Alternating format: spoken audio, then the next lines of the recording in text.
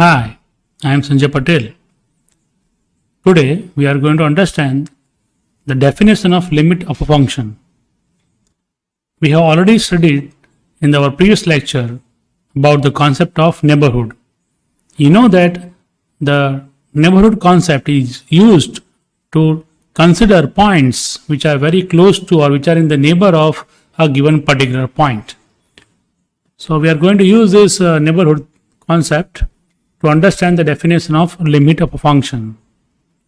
We have used the notation n of a comma delta, where a is the given point or the center and delta is the radius of the neighborhood. Why do we study limit of a function? When some functions are there which are not defined at a particular point, or the value of the function is not available, but still we are interested in learning or understanding the behavior at that particular point where the function is not defined, we can take the help of the concept of limit, because limit gives the approximation or the approximate value of the function at a given point. So what actually we are doing is, even if the function is not defined at a point, we take values of the function and see what happens on both the sides of the given point. So let us understand this by one particular example.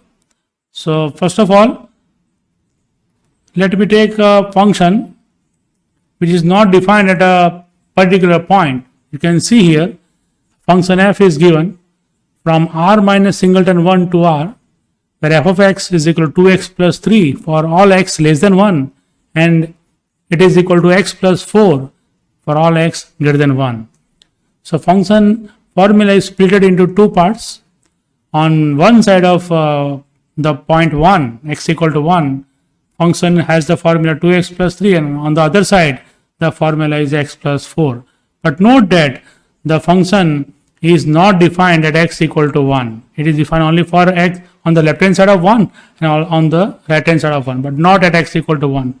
So function value is not available at 1. To understand the behavior of this function, let us plot the graph of these two different formulas for less than 1 and greater than 1. So what I will get is say this function graph.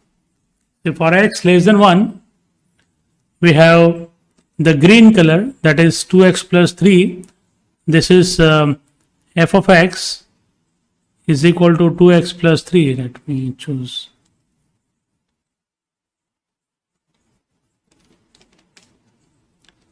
So this is 2x plus 3. Fx is equal to 2x plus 3, and for x less than 1 and for x greater than 1, the function is fx is equal to x plus 4. So this is the graph of the straight line. And remember, the function is not defined, so here we have a hollow or a circle, the point corresponding to x equal to 1. This white is the point x equal to 1. The function is not defined at the point 1.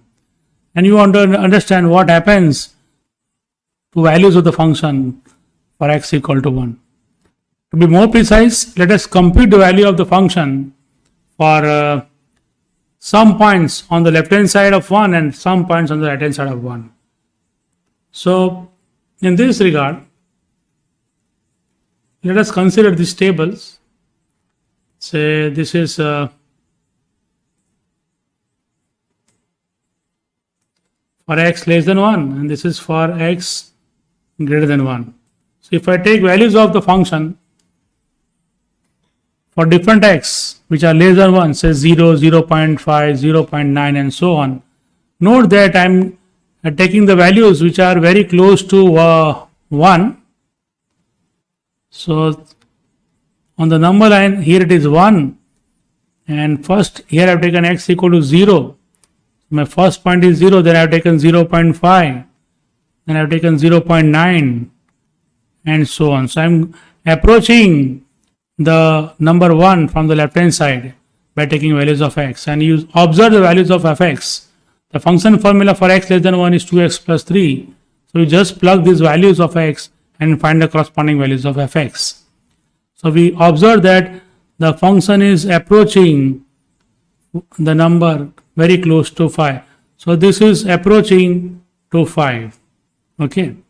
Same way, if you take values of x on the right hand side of 1 and close to 1, remember we don't want to take very far from the point 1, because understanding the behavior of the function at a point means take the values of x close to 1. So let's start with the first number x equal to 2. Then I will take an x equal to 1.5. Then we take x equal to 1.1, 1.01 and so on.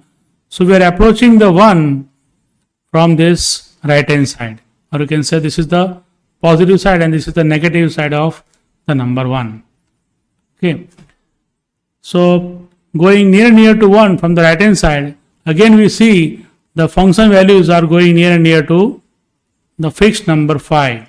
So if this thing happens for a given function, that if you take values of x whether on the left hand side or right hand side of a given particular point, then the values of the corresponding values of the function goes near to some number, and if that number turns out to be same for left as well as right set of values, then that number which exists, we guess here that for both the cases the values of fx are going in near to the number 5, as we take the values of x very close to the number 1. So this situation we say that the limit of the function fx is 5. So this is the rough idea, or we can say we can guess the value of the limit in this manner by computing the function. So this situation mathematically we denote by this notation: limit as x tends to 1, f of x is equal to 5. So this is our given point 1, and the number 5 is called limit of the function. This is called limit of the function. Now we want to put all these things in a mathematical form. This is our rough discussion, or just to get the idea of what kind of functions values we are getting on the left hand side of 1 and right hand side of 1, so that we can guess about the approach or the limit of the function as x goes to 1. And here we have found that the approach of the function is going near to 5 as we approach the number 1 from any side. Now approaching 1 and approaching the number 5, what is the meaning here? So we have two things. Let me take say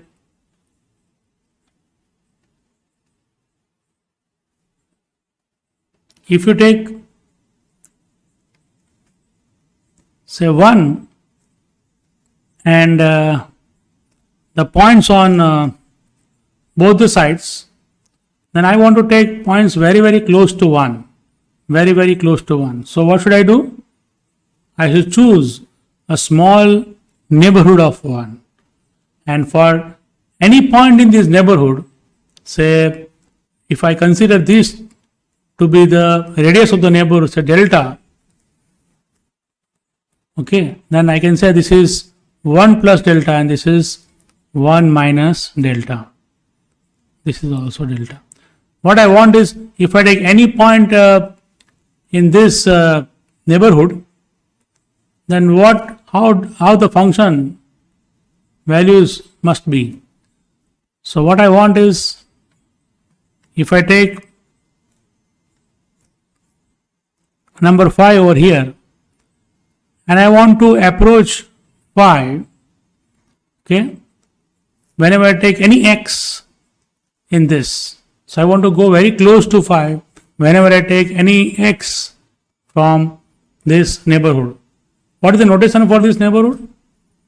This is called n of 1 comma delta. And remember, we have not considered the function formula at 1, so I can remove this point. Okay, I can remove this point. So let me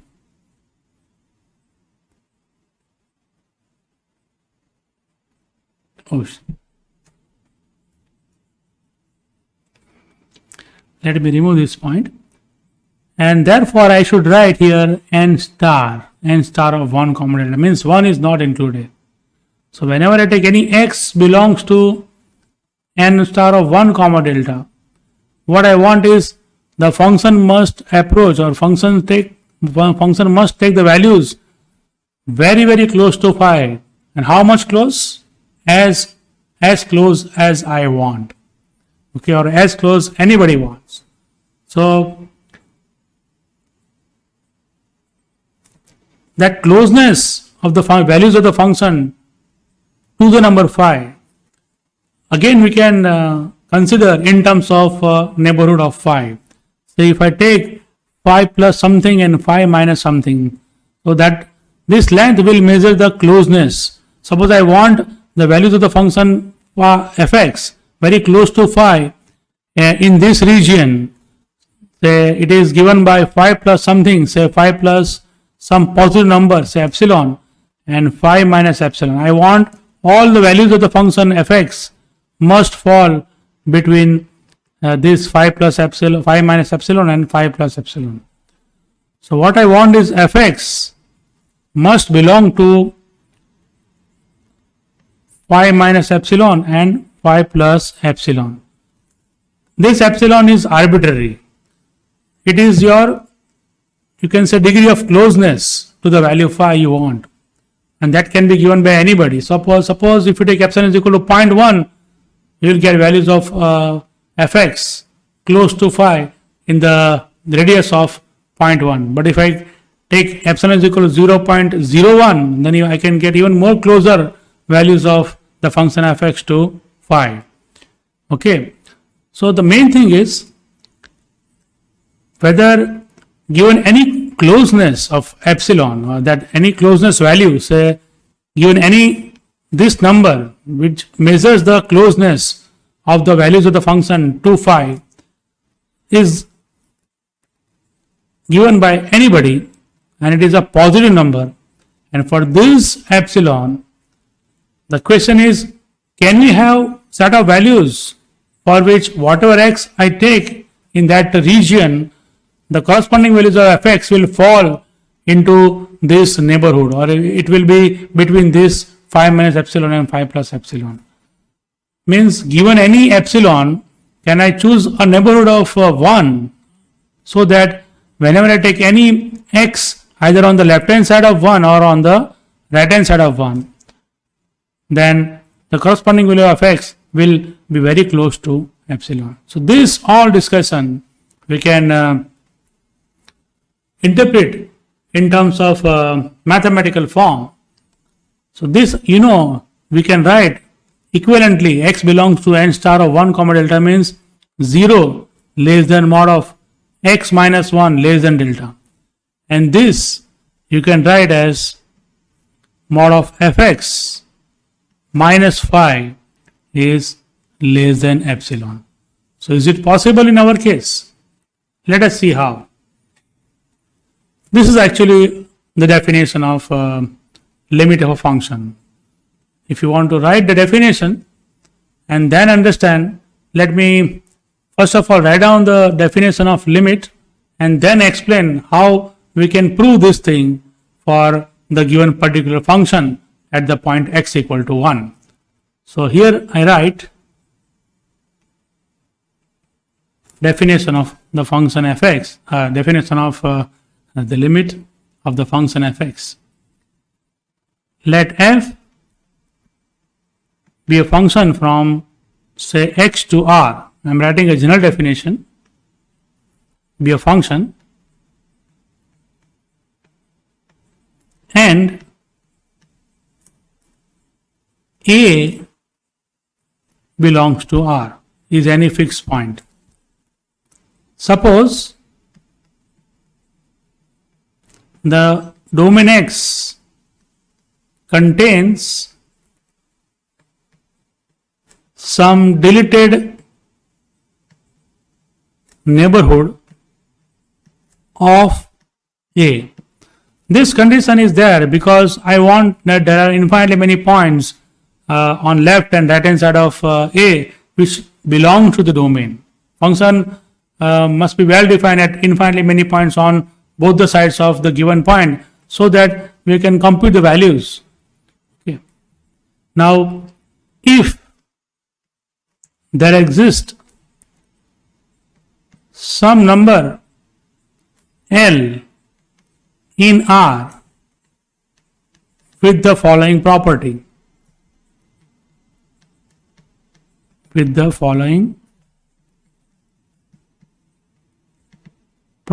this property is our the condition that for every epsilon greater than 0, that is the degree of closeness to that number we want. For every epsilon greater than 0, there exists some delta greater than 0 such that whenever you take any x satisfying this condition, mod of x minus a less than delta, 0 less than mod of x minus a less than delta, implies mod of fx minus L less than epsilon. If this condition is satisfied, then we say that as x tends to a, as x tends to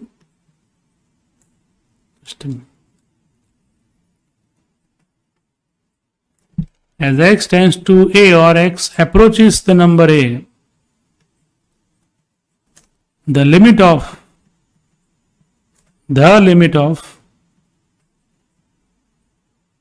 fx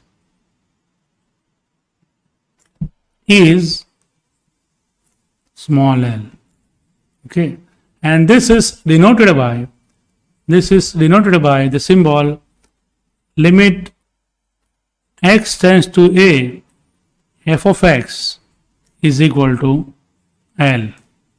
Okay, so what we want here is this thing. In the graph, the function is not defined at 1, and given any closeness of that phi which we guess from our computational table. Okay, suppose here phi is here and I want values of the function very very close to phi. Suppose if I take epsilon is equal to say something, say 0.5, epsilon 0.5 is given, then I want phi plus 0.5, that is 5.5, and phi minus 0.5. So let me write here, say suppose phi plus 0.5, that is 5.5, and phi minus 0.5, it is somewhere here, that is 4.5. So what I want is the value of the function must fall between this phi plus epsilon and phi minus epsilon. So in this region, suppose if I draw a strip or a straight line passing through these points, then I want that all my values of function must lie very close to phi in this region only. Is it possible? Means can we have the set of values of the function in the domain so that I can select any point in that set or in that region for which my values of the function fx will fall in this interval phi plus epsilon and phi minus epsilon. That means we'll have fx minus phi less than epsilon. And yes, suppose if I choose something like this, so this is my 1. Okay, so if I consider a neighborhood Now, how to find this neighborhood? That is the main question. So, how to get numbers which are very close to 5 in the region of 4.5 to 5.5. So, let us understand this way. I want to have mod of fx minus phi, because we know that function behavior is approaching phi. This is less than epsilon for any given epsilon. Okay, and this must be satisfied whenever our x satisfies this condition, 0 less than mod of x minus 1 less than delta. Note that we have a equal to 1 and L is equal to phi in our definition. Definition of the limit is this: for every epsilon greater than 0 there is some delta. So given any epsilon by any person, our job is to find a delta, so that whenever you take any x here satisfying this condition, then fx minus L must be less than epsilon. So let us start with any given epsilon, say 0.5 or something like that. Now how to choose delta for that? Okay. So what we should do is we must concentrate on fx minus phi. So consider mod of fx minus phi. I want to make it less than epsilon. What is the fx now? Fx is a complicated function here. It is split into two parts. On left hand side of 1 we have one formula. On the right hand side of 1 we have another formula. See, here in the graph also you can understand, for x less than 1 the function is the green color, and for x greater than 1 it is pink color. So for x less than 1 the formula is 2x plus 3. Okay, so let me understand that I am taking x less than 1 only, just for time being. So if x is less than 1, then I must have fx equal to 2x plus 3 and that minus 5. So I am assuming that I am taking x is less than 1. Okay. If formula of the function is same for both the sides, we don't have to consider different cases like this. But I have taken a good example so that you can understand in a complicated case also. So this is 2x minus 2. Okay. We always try to express this fx minus L, that is here mod of fx minus phi, in terms of this condition, So I should bring mod of x minus 1 in place of fx minus phi. So that I can write here, it is clear that 2 is common. I can rewrite this as 2 times mod of x minus 1. Now note that this suggests that if you take mod of x minus 1 less than delta, okay, so this I can write, this is less than 2 delta, because I want a condition like this. If mod of x minus 1 is less than delta, because we want to find this delta, what is that interval? So if I choose x satisfying this condition, then I want fx minus phi less than epsilon. So this is less than 2 delta. And from this, I get the idea that if I take 2 delta is equal to epsilon, or delta is equal to epsilon by 2, I will get this is equal to epsilon if delta is equal to epsilon by 2 greater than 0. So when x is less than 1, I am choosing my delta to be less than epsilon by 2. Okay. Let us see what happens if x is greater than 1. So now I consider mod of fx minus phi, that is, in this case the formula is x plus 4 minus phi. Here I am choosing x greater than 1. Okay. So in this case it is very simple. We are getting x minus 1 directly. What I want is, this must be less than epsilon whenever x falls in that interval. And we want to find the radius of that interval, that is delta. And we know that this is less than delta. Okay. And this suggests that if I want to make fx minus phi less than delta, I should choose delta is equal to epsilon. So in this case, if I take delta is equal to epsilon, then my mod of fx minus phi will be less than epsilon. So we have two scenarios. Let me rewrite both the things.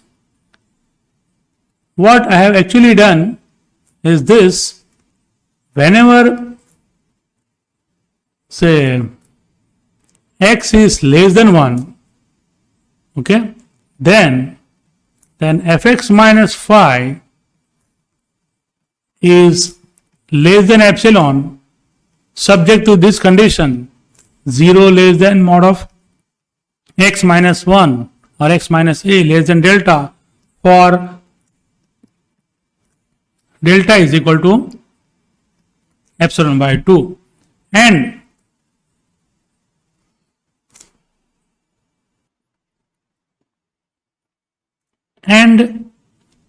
for x greater than 1, then again we have seen that mod of fx minus phi will be less than epsilon with the condition 0 less than mod of x minus 1 less than delta if I choose delta is equal to epsilon.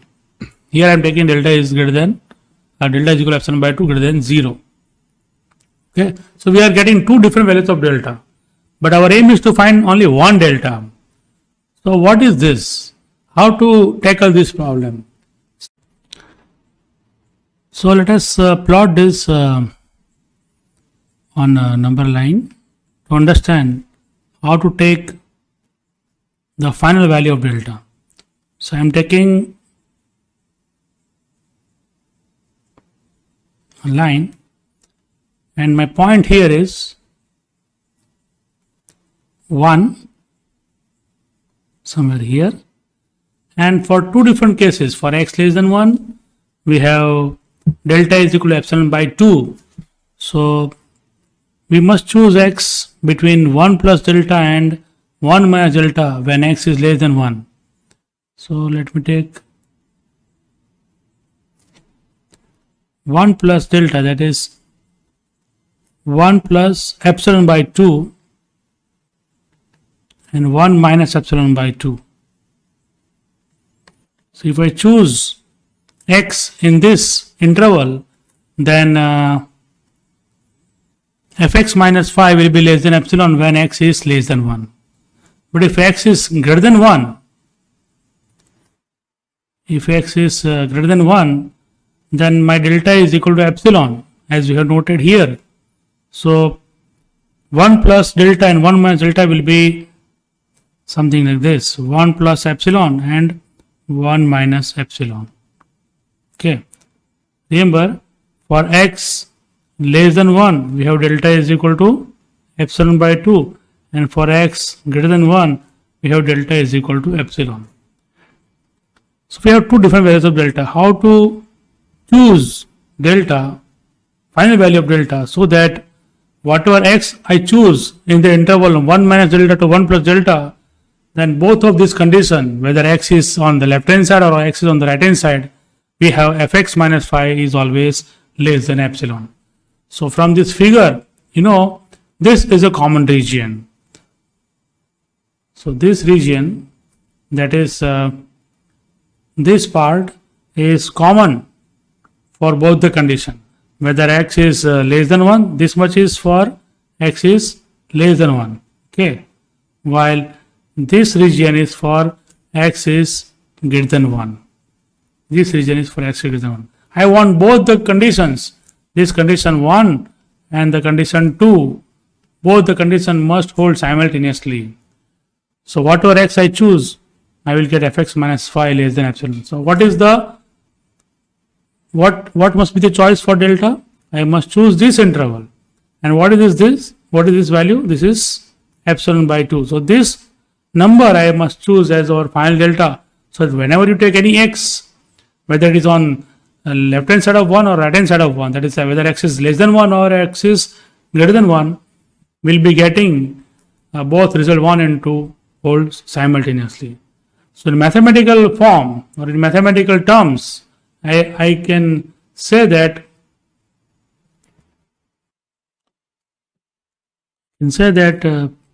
I must choose delta is equal to minimum of the two numbers. One is epsilon and that is epsilon by 2. If I choose this as delta, that means I am choosing this interval 1 minus epsilon by 2 and 1 plus epsilon by 2. So what I will get is whenever I take 1 minus delta less than x less than 1 plus delta, and we get mod of fx minus phi less than epsilon in both the cases from result 1 and 2. So we have proved that for every epsilon greater than 0, we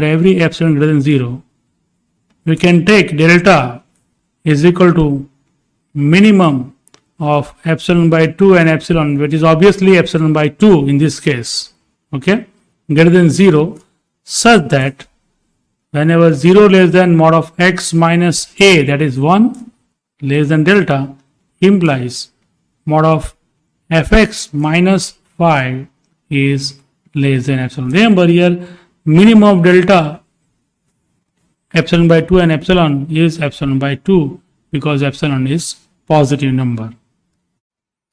So this proves that limit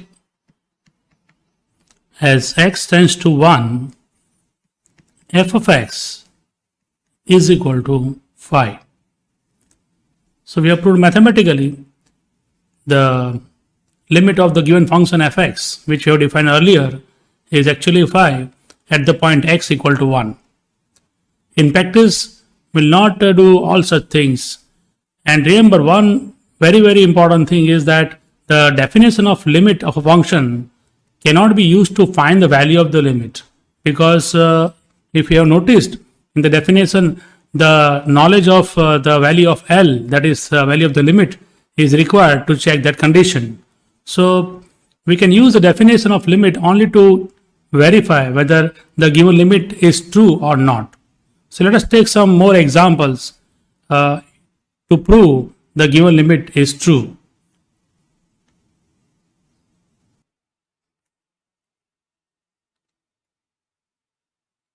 Okay,